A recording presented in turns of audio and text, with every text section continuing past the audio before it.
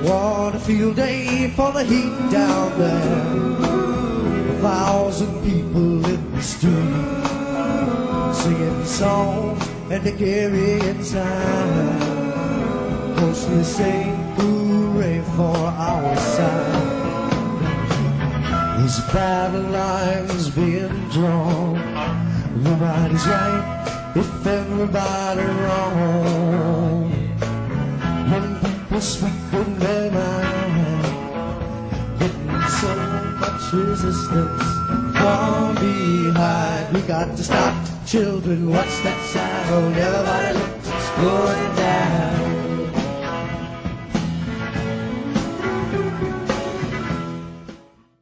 So I wanted to wish everybody a happy Mother's Day and to also let you know that the most important thing that a mother is concerned about is the welfare of her children. And Code Pink, Women for Peace, was founded during the Iraq War to try to stop that war. And there is a wonderful message that is on their website and also on their Facebook page that was written by Rivera's son. My name is Haneen, a woman and a mother from Palestine, Gaza. I work now in Portugal, but my babies are still in Gaza. On this Mother's Day 2019, let us promise to protect all our children and our imperial planet. Let no mother's child kill another mother's child. Let every mother stand against war.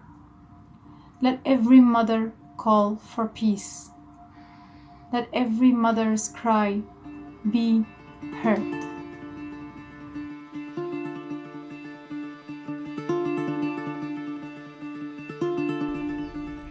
Instead of flowers, give us peace. Instead of brunch, end the wars. Let no more mothers raise their children to kill other mothers' children. Give us instead the abolition of war, the promotion of peace, the care of people and planet. Each day the cruelties of war demand the blunt sacrifices of mothers, children, young and old, civilian and soldier, foreign and domestic. It is time to say no more, to put down our foot, each and every one, and reject military's demand for blood sacrifices in all their many forms. Neither the flesh of our flesh, nor the children of other mothers, nor the prosperity of our labors, nor the earth's vitality should be sacrificed to false idols of war. We, the mothers and the children of mothers, demand respect for common mother, the earth, and for the end of the military's violations of her being. To commemorate Mother's Day without demanding these changes rings flat. For every mother appreciating the beauty of the spring, there is another mother screaming under the terror of bombs and bullets. For every mother savoring breakfast in bed, there is another mother hungry and unhoused, stateless and fleeing from war. We, the mothers and the children of mothers, stand united against war and united for the well-being of people and planet. On this Mother's Day 2019, let us promise to protect all children and our imperiled planet. Let no mother's child kill another mother's child. Let every mother stand against war. Let every mother call for peace. Let every mother's cry be heard. This Mother's Day, instead of flowers, give us peace. Instead of brunch, end all wars.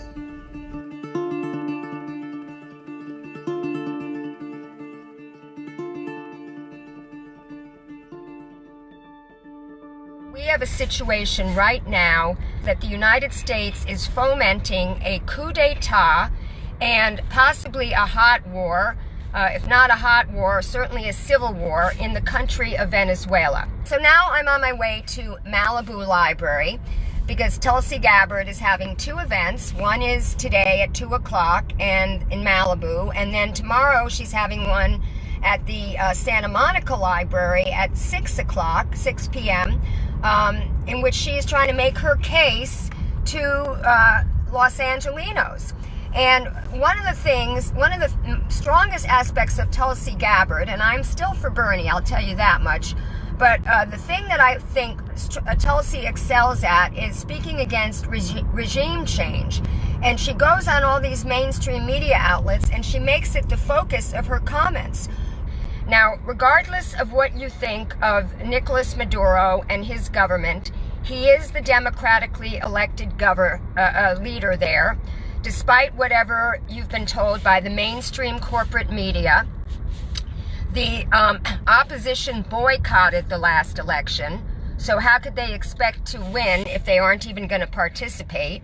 So Nicolas Maduro is the democratically elected leader, and the United States, headed by Mike Pompeo, who is the former CIA director, John Bolton, who is a notorious neocon, and Elliot Abrams, who was in charge of all of the wars that we perpetrated against Nicaragua, Guatemala, Honduras in the 80s, is the special envoy to Venezuela. So Trump has put the worst people in charge of foreign policy. Bolton is the national security advisor. And recently, he tweeted that because his intelligence was flawed, it's just like the Bay of Pigs. They led Trump to believe that that Guaido, the puppet opposition leader that we've put in there, he came out of nowhere. We put him in there to try to take over that country. That he would be welcomed by the people with open arms, but of course he wasn't welcomed. Even the people who have issues with Maduro recognize that he is the lawfully elected leader of that country, and they are supporting him. Now, this is a class war and also a race war, because the people who are supporting Guaido are by and large white. They are middle class, upper middle class, and they are upset that he is redistributing the wealth. It is the same kind of people that are opposed to a Bernie Sanders candidacy. And the establishment, which in this country includes the DNC and centrist corporate Democrats, are trying to thwart progressive populism. And instead, what they've allowed to happen is right-wing authoritarian fascist populism. And that's what's happening in South America. We've seen what's happened in Brazil with Bolsonaro. We have a guy there who is an outright fascist, who is against homosexuality, who, I don't want to digress onto Brazil because I want to get back to Venezuela. For the last month, the Embassy Protection Collective, which was started by a group of activists from Code Pink, the Answer Coalition, and PopularResistance.org, have been holding down the Venezuelan Embassy in D.C. to prevent it from being taken over illegally by the opposition. These activists, the Embassy Protection Collective, got in contact with the ambassador of Venezuela before they were illegally ejected from this country, who gave them the keys to hold down the embassy. So for the past month, they've been holding down the embassy, and the mainstream media is not even covering it. And Medea Benjamin said in her speech today outside the embassy that this would be major news. I mean, this reminded her, and I also made the analogy, that this was like when the hostages were held in the Iranian embassy in Iran, and Ted Koppel started his program Nightline based on that. And every day it was day 1, day 2, until it was like day 300. And every day he would report on the update from the hostage crisis at the U.S. Embassy in Iran. The Secret Service and also the D.C. police have been selectively enforcing the law. They have been allowing the opposition, who's been coming out in full force over the last 2 weeks, to set up tents and canopies right outside the embassy. But when the protectors tried to set up one tent, one canopy, they watched as the opposition tore it down, and they didn't do anything to protect them. They have not arrested any members of the opposition who are verbally and physically harassing the protectors. In fact, they have arrested the protectors. They arrested Ariel Gold for throwing missiles. And because I contacted the press office of the Secret Service agents, and that was what they charged her with. Now, throwing missiles, she was throwing food. All of these arrests have been live streamed. The other day, they threw Jerry Condon, an elderly, he's in his 70s, and he's the head of Veterans for Peace. I think he may have been the one who was tackled to the ground by the Secret Service for throwing a cucumber, because they have not been letting them go in to bring in food and medicine. A few days ago last week, the U.S. State Department actually instructed the power company there in D.C. to shut off the power. And 2 days ago, the opposition went in and sabotaged the water. So now they don't have any water in there. They are cutting off food and medicine and power to the Embassy Protection Collective in the same way that the U.S. is doing that to the Venezuelan people. Economic sanctions and the trade embargo that we are forcing our allies to adhere to is preventing food and medicine from getting into the country of Venezuela. Although they're trying to make you think that it's Maduro who's stopping the humanitarian aid, it's really the United States. And there was a study done by Mark Weisbrot and Jeffrey Sachs recently, which showed that 40,000 Venezuelans have died as a result of these economic sanctions. And we know what economic sanctions do, because we saw in Iraq that the report in the Lancet showed that 500,000 children died from the economic sanctions that we imposed in Iraq. They've also held their gold. London has been pressured to hold their gold, $1 billion worth of gold, and the U.S. has also illegally held their assets from Citgo, which is the U.S. subsidiary of the Venezuelan oil company. And this is all money that could be used by the Venezuelan government to provide food and medicine. So combined with the illegal taking of their money, their gold, their property, the economic sanctions, the trade embargo, this is really what's causing whatever humanitarian crisis they are having in Venezuela right now. And Albert Zelaya, who is the UN rapporteur, by the way, who went to Venezuela last year, came back and said that there is no humanitarian crisis in the same sense that we see a humanitarian crisis in a country like in Darfur in the Sudan, when that humanitarian crisis was happening. There is plenty of food on the shelves. When I had Ben Norton on my show from the Gray Zone Project, and Lucas Kerner from VenezuelaAnalysis.com, who is actually in Caracas, they did a video report going through the aisles of the supermarkets in Caracas to show that there is plenty of food on the shelves there. There's plenty of products, and people are shopping away. So this idea being perpetrated by expats, Venezuelan expats, that people are starving and dying in Venezuela en masse is not true. And those that are starving and dying are doing so because of the United States. And this propaganda has gotten really extreme.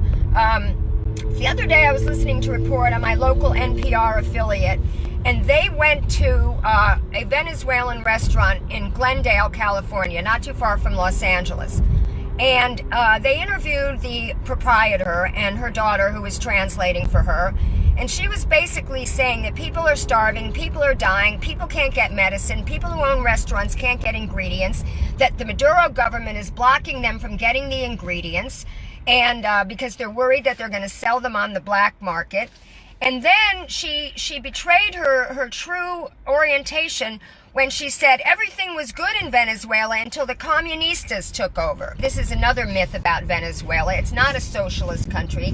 It's a mixed economy. Private industry operates side by side. But what the Chavista movement is doing, started by Hugo Chavez and continued by Maduro, is trying to redistribute a little bit of that wealth to the poor people. So they're building millions of units of housing. They're providing free food, education, medicine, and it's just like in Cuba, which is a communist country. There's only one party rule. So these people, these wealthy people, can't even stand for the poor to get just a little bit of what they have. And it's the same thing in this country. When you see disgusting people like Howard Schultz basically saying that he's going to enter the race. This is Starbucks former CEO, current chairman, billionaire, saying that he's going to enter the race if the Democrats should nominate a progressive like Bernie Sanders. So he's going to enter the race and basically throw it to Trump. We need to get to D.C. I'm going to go next week. Medea announced that there's going to be a major action there. I really would like to encourage people who are on the East Coast to go there. Cindy Sheehan, or actually it was Sherry Honkala, came up from Philadelphia with the Poor People's Campaign the other day. Roger Waters from Pink Floyd is in there right now. Last night he made a very poignant live stream by candlelight from the Venezuelan Embassy that's been seen by 75,000 people. So Roger Waters has a very good audience, and I really appreciated what he had to say, except for the fact that he kept crediting young activists, which I found very ironic, because I know Medea Benjamin and Kevin Zeese and Margaret Flowers and Pocky Weiland. They're all baby boomers and senior citizens who started this embassy collective, and there are plenty of young people there supporting them. But I just wish that people would give our generation credit where credit is due, because we're not all a bunch of fucking selfish boomers who screwed things up for millennials. Trust me. I've been fighting the good fight since the 70s to various degrees, on and off, mostly on in the last 15 years. Tulsi, I think you're the only one, with the exception of Mike Gravel. All right, man. That's her. The only one, with the exception of Mike Gravel, who may answer yes to my question, and it relates to Venezuela. A month ago, Pompeo illegally ejected the embassy, the ambassador to Venezuela from the embassy. As he left, he gave the keys over to some activists from Code Pink, the Answer Coalition, and PopularResistance.org. They call themselves the Embassy Protection Collective. They've been holding down that embassy for 4 weeks. 2 weeks ago, the opposition, Guaido supporters, started... Okay, I just want to let her know what's going on in case she doesn't know what's going on. She knows. She knows. And they questions. I said DC, questions. The DC questions, not it is a question. Statements. Will you go to the Venezuelan embassy, stand with the Embassy Protection Collective, tell the DC police and the Secret Service to stop selectively enforcing the laws? They are arresting protectors for throwing food up. We're really running out of time. This is a statement. Okay, I'm really sorry. Your question. Okay, and will you introduce a bill to end sanctions on Venezuela? I'm in touch with some of the folks who are there in the embassy, and I want to see what is the most constructive action I can take to help make sure that they are not continuing to be treated in the way that they are. I've spoken out against those sanctions in Venezuela. There was a recent report that came out showing how many Venezuelan people have been hurt or who have been killed because of those sanctions. This is something, once again, that we have to bring to the forefront on this issue, and the kind of change that we need to bring about. So whether it's through legislation or other actions, this is something that I'm going to continue to push for. Tulsi, they cut off the food. They cut off the food, the power, and the water. I'm hearing Can you just I'm go? I'm keeping in touch with them to see how I can best help. I think I they want to would. be most constructive and see how we can do that. So I'm going to follow up with them. I was not happy with the way she answered that question. I want to see how I could be most helpful. There is absolutely nothing wrong with her going there and checking out the situation. Presence of an anti-war, anti-regime change candidate at this place where they're holding down a siege, where the mainstream media has not covered this. The only people that have gone to cover it are Mint Press News, Telesure, and Democracy Now! Came one day. And our mainstream media has been completely missing in action, not chronicling what's going on. I was trying to tell the audience, because maybe the audience in there did not know, that they have cut off the food, they have cut off the power, they have cut off the water. The opposition is shining strobe lights in their eyes, banging noisemakers in their ears, and verbally and physically assaulting them. It put me in mind of Abu Ghraib, what is going on. She could have said, yes, I will go there. They're having a huge rally next weekend. They're calling for everybody to come. To me, this is as important as Standing Rock, and progressives and leftists were going to Standing Rock from all across the country. I think people should be going to D.C. next week to stand with these peace activists, because this is the most important thing right now, is preventing a coup d'etat. If there's a coup d'etat there's going to be a civil war. And knowing Pompeo, knowing Bolton, knowing Elliott Abrams, if the coup d'etat doesn't work, the U.S. can go in and have an actual war in Venezuela, which is going to create decades of destabilization. And it is outrageous that the Democrats are not talking about this. And the one Democrat who I think should be talking about it, who's Tulsi, gave me what I thought was a very wishy-washy, lukewarm answer. And I'm going to be talking to Medea Benjamin and Kevin Zeese from the Embassy Protection Collective to see if they, in fact, want her to come. And if they do want her to come, I'm going to make sure her people know and see if she doesn't come, why she doesn't come. Because I think her being there has got to force the mainstream media to take note of what is happening. And with that, I am signing off from the Malibu Library here in Malibu, California. This has been Lauren Steiner for the Robust Opposition. Keep fighting.